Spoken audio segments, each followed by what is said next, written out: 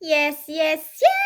Siyempre panibagong araw, panibagong blessings na naman. Ako nga po pala si Kuya ng Pinay, ang taong walang hinangad kundi ang makita kayong nakasmile. So eto nga, at i-update ko kayo kung sino ang lucky receiver natin ng pangako kong McDonald's para sa inyong lahat. So eto po, tingnan natin kung sino ang maswerteng nakatanggap ng McDonald's giveaway.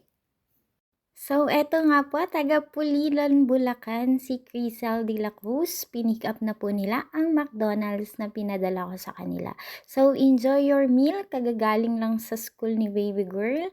At tamang-tama yan kasi alam kong pagod ka sa pag-aaral maghapon. So, study hard. Palagi mong tatandaan ha na ang kinabukasan mo ay nakasalalay sa'yo. So, from Pulilan, Bulacan, anak po ni Crisel de la Cruz, again, congratulations. Deserve mo yan. Ayan, bigyan mo ang mga kapatid mo, syempre, at si nanay at tatay. So, ayan, congratulations sa'yo, Crisel de la Cruz. Ayan, deserve mo yan. Enjoy your meal sa cute na baby girl na yan. At mag-aral kang mabuti. Laging sundin ang payo ni nanay kasi para sa future mo yan. So, eto po, nakapagbigay na tayo ng Jollibee, ng McDonald's. Siyempre, anong sunod dyan? 5 kilong bigas! At nandun po yun sa video ko na isa.